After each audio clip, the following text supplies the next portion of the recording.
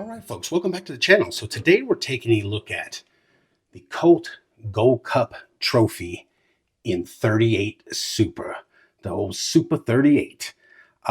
This is a beautiful, beautiful gun, and it's very reliable and accurate, although it does suffer from some of the standard Colt issues, which tend to be QC issues. And for as much as this gun cost, we should not have those issues. Spoiler alert, this was over $2,000. Okay, so I'll give you a little background on this pistol. I've been looking for one of these for years, not specifically this one, but one, a 1911 and 38 Super, a higher end one. This popped up on Buds and I bought it, jumped right on it. But it said like Team Buds members only. And if you're not familiar with what that is, you basically pay, I think it's like $30 a year to get access to some of the more in-demand guns. I was like, that's kind of cheesy. So I'd added an extra 30 bucks to the purchase. So I was a little bit pissed about that. But I get it. For high demand items, you want to, I get it. And it's ended up not being that bad because I've since then purchased two other high demand guns from Buds, and I was already a member. So I didn't have to rejoin. It affected it. So now I've bought three guns under the Team Buds plan or group or whatever it is. And so that's spread it apart to $10. So I now I understand. I'm like, okay, I see. If you want some more of the more in-demand items and you buy a lot of guns, it'll spread out the cost and it won't be as bad. But with that added and the shipping and the tax and the transfer fee, this was over $2,000.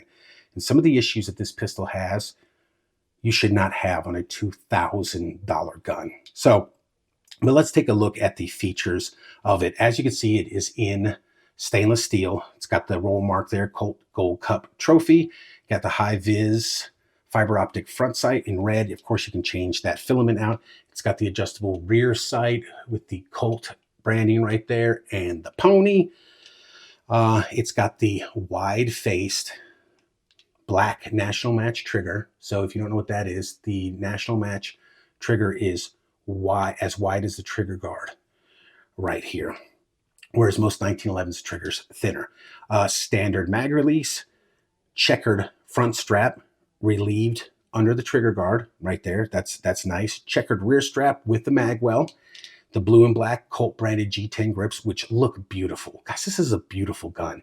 If it didn't have as many QC issues as it has, I mean, I still love it. It shoots fantastic. The recoil impulse on 38 Super is great, much like 9mm, which is basically what it is, a long 9mm. It's very accurate, and it's so far been 100% reliable after the first little short that I filmed where I unboxed it, took it out the box, fired it right away without cleaning it. I do that. I know it's not a fair test. I just do it to see what'll happen and how it'll hold up. On the second round, it failed to go into battery. But since then, I have had no problems. And I've cleaned this, of course. Slide serrations, you only get one out back, which is kind of cool. I kind of dig it classic. Not all of them have to have the front ones. Some of my pistols do, some don't. They're wider than standard, and they're angled kind of in the angle of the grip. And they're really sharp and aggressive, and they're very easy to grab. Other side of the pistol, you do not get an ambidextrous safety. It does have a lower flared and relieved ejection port. Now they relieve the front right here a little bit so that when you are ejecting live cartridges, it's easier for them to come out. So that's very cool. Magazine comes with one 9-round magazine. That's right, I said one. For a $2,000 pistol, Colt, you give one magazine. What's going on, Colt? One magazine? You can't, for what you charge for these pistols and some of the issues they have, and you Colt guys know what I'm talking about, you give one magazine? Come on, man. Do better. So what do I like about this pistol? Oh, before I do that, let me go ahead and do my standard customary 1911 checks. I push down on the barrel and there is just a tiny bit of movement. You do that to check the barrel fitment into the lugs on the top right here. and it tests if the bottom lug and link is fit properly. And this one's darn close. It's really just a tiny bit of movement, but the pistol's very accurate anyway. Then we check the thumb safety for function. Thumb and grip safety both engaged, nothing. We're gonna press down on the thumbs, on the grip safety, nothing. Click it off. Okay, thumb safety works. Now let's check grip safety. Thumb safety is disengaged, press it in. It works. Now, what this test does is also show you if the grip safety is fit properly. You want about 50-60% depressed before it disengages. And this one's not as bad. Some of you have to go all the way before it disengages, which can cause problems if you need to use this gun in self-defense and it does not disengage the grip safety. So that could be an issue, but it is functioning. It does work. It's just not ideal. So one of my pet peeves about 1911s is if you get movement down on the thumb safety. This one is fit properly, very nice, no movement down. One of the things I do, and this one was okay, but I do it on almost all my 1911s. I replace the plunger spring here with a Wilson Combat spring just to get that extra pop. I like it to be very solid. You do get an extended thumb safety, but it's a thin one, which is very cool. You get the standard slide stop, slide release, not extended, which I dig also. So there's kind of the overview of the gun and what I dig about it. Trigger is not the greatest, and we'll see that on the when I do the trigger pulls, but it's I would consider it okay, not crap by any means. Now let's go over some of the issues that I found that I had with this gun right off the bat. First thing I noticed is the mag well is loose. Look at this. Can you see it moving? Can you hear it? Look at that. So I have to take it apart and try to fix that to see if maybe I can correct that. But with this type of gun, you should not be experiencing that. Another thing, I'm not sure about the hammer and the slide stop. I have read that these are solid pieces of metal because they're high wear items or high stress items. Not sure about that because it's kind of sketchy what they will talk about. But the grip safety and the thumb safety are definitely MIM or cast parts, because you can see, let me see here. You can see, let me pull the trigger. You can see the casting lines. Let's see if it'll come through on camera right there. That's tough. Okay, you can see right there. You can see casting marks on it. You see right there. This is definitely, and you get some on the safety too. You get it right in here. So these are either memmed or cast parts, which on a $2,000 gun, really? Like really? Also, I gotta take it apart and show you the barrel hood. It looks like somebody ground on the sucker. Can I do it with it in the gun? I don't think so. I don't think I can do it in the gun. Let me take it apart. You can kind of see it there, right there. Let me take it apart and show you. I'll be right back. All right, guys. So can you see right there? You can see the lines where it's vertical, and then see it curving it curves off this way, like somebody dremeled. Look at that. This should be a flat surface, and it looks like somebody, look at right there. Can you see it now? It looks like somebody went ham with a freaking hand file or something. Now, again, I know some of you be like, what you complaining about? It works. Come on, man. With the cost of this, I got $300 TSOS 1911s. that aren't this bad. Are you kidding me? So there's one of the issues right there. While I got this apart, let me just show you. When I picked the gun up, and now I'm not saying Colt did this, I'm not saying Buds did this, but my thing is Buds gets so many guns in. Why would they take the gun out of the package and mess with it to end up scratching it? I was there when the gun showed up at my FFL and unboxed it. Nobody touched it, dropped it, scratched it, even racked the slide or nothing on it, okay? So it was not my gun shop. I'm doubting it was Buds. I bet it came from the factory like this. There's a scratch in the finish right there, okay? There's scratches in the finish. Can you see it? Right there.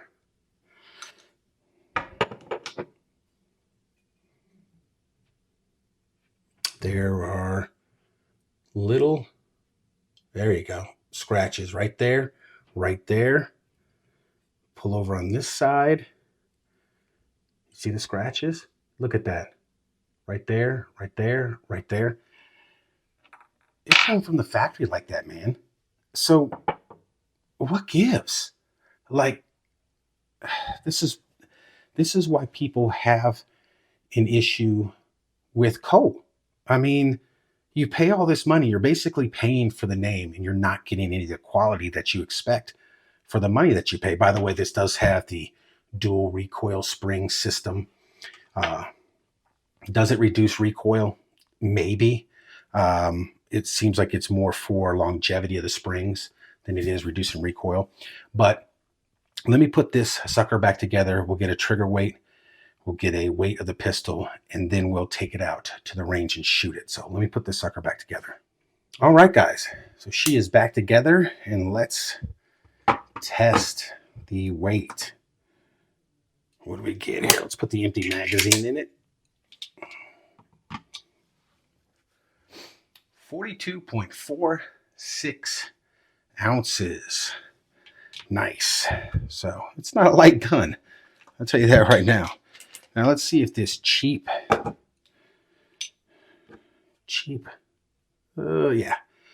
trigger pull gauge, see what we can get with this sucker.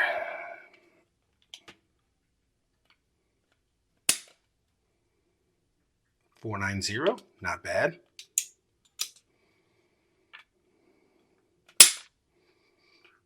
.408, not bad. .342, I don't know if that's right, but we'll just say, you know what? It's probably about a 4.5 pound trigger pull, which is not too bad, except here's one of the last things that I have a problem with this pistol. Let's see if I can get it to do it. Now, when you're shooting it, you don't feel it too much, but you can, and it's noticeable. And it's one of the other problems that Colt does. It seems like they don't do any finishing on their hammers or sears. They just slap them in the guns and send them out.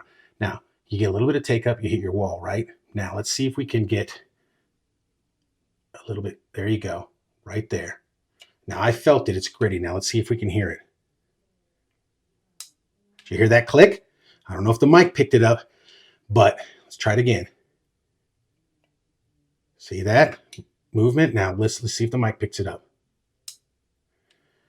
That is it getting stuck. It's gritty. It's not smooth. I should not be able to do that. And that's on their $2,000 competition gun. So, again, I love this gun. I think it is absolutely beautiful. It's got some small issues. I don't feel like paying this much money, like I should have to take it to a gunsmith to get a trigger job and to have freaking, finish issues with scratches in the gun and a loose. I don't even know if I can fix that. I'm going to take it apart after this, but I wanted to make this video before I attempted to fix it just to show you. Loose mag well, one magazine. That's just like a kick in the nuts. So yeah, let's get it out to the range, and see how she shoots. All right, guys, so range portion. We are out on the range with the Colt Gold Cup Trophy in 38 Super. I got 9 rounds of 130 grain reloads because 38 Super is expensive, and it's kind of hard to get. It's kind of an order on the internet only type of thing. So I reload. We got steel at 30 yards because Colt only gave us one mag. Thank you, Colt. I'm only gonna be able to shoot one and then have to cut and reload and yada yada. So we're just gonna out here having some fun, do a little bit of shooting, and then we are going to test the accuracy here later. So let's just get into it, man.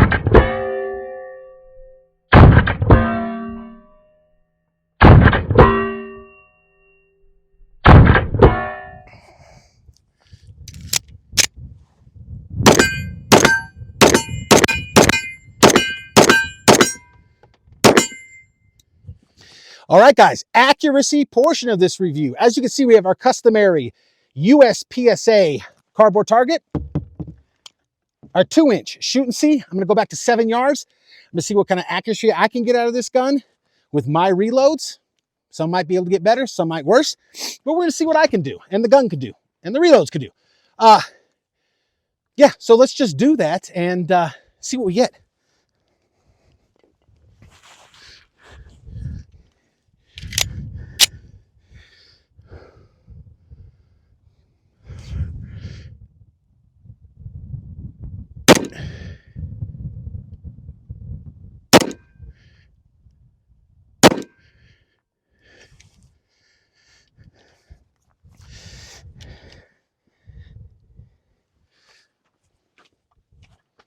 Not bad. That's pretty good. It looks like it might be shooting just the cunt hair right. Might need to click it back over to the left because it kind of irritates me. But yeah, so let's flip this camera around and get the final thoughts. All right, folks, final thoughts on the Colt Gold Cup Trophy. As you can see, it shoots great, even with its dremeled up barrel hood right there, as you saw in the tabletop part of the review. Even though it only comes with one mag, even though it came scratched. Again, I cannot confirm if that was buds. Was somebody taking it out of the box and playing with it at buds? Doubt it. They got a lot of work to do. They don't got time to play with guns and scratch them up. Probably came from the factory scratched up, because I'm going to show you a review of another Colt I have, the Gold Cup Trophy Light. I'll show you the differences between the light and the full-on Gold Cup Trophy in 45 ACP, and it has some similar issues. MIM parts. That sucks. For a $2,000 gun, MIM parts. Sucky. Grips are cool. The way it looks is really cool. Like again, accuracy great, reliability great. No complaints there. The QC issues, trigger definitely could be better. Especially, guys, since T-Sauce is coming out with these $300 and $400 guns, well, the triggers are just excellent compared to this. The one thing it has going for it is brand recognition. It's a Colt. You say Colt, somebody not even firearm enthusiast, they know what you're talking about. That's about it, really. I mean, I love this gun. It shoots great, as you can see. Again, repeating myself, it shoots great. And it's reliable, and it shoots like a dream. Hardly any recoil. It's fantastic in that sense. But the MIM parts, the cheaper parts, the lack of quality control, and this is not, listen, guys, I don't hate Colt. I bought 5 of these. I have 5 Colt 1911s. 5. I'll probably buy more. I like them. I like Colt. But they could do better. They could do much better. A loose, I mean, come on, man. That's ridiculous. The MIM parts for the price of this gun? I got a T-Sauce I'm gonna do a full review on that one too. I really have got to catch up on my reviews. The TSOS Service Special, $329.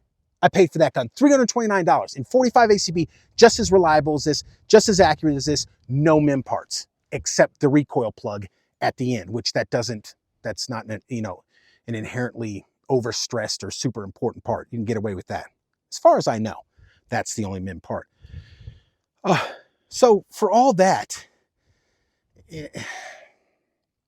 is it worth $2,000? No, not in its current condition or the way I received it with some of the issues it has. $1,200 all day long. But it still is a Colt.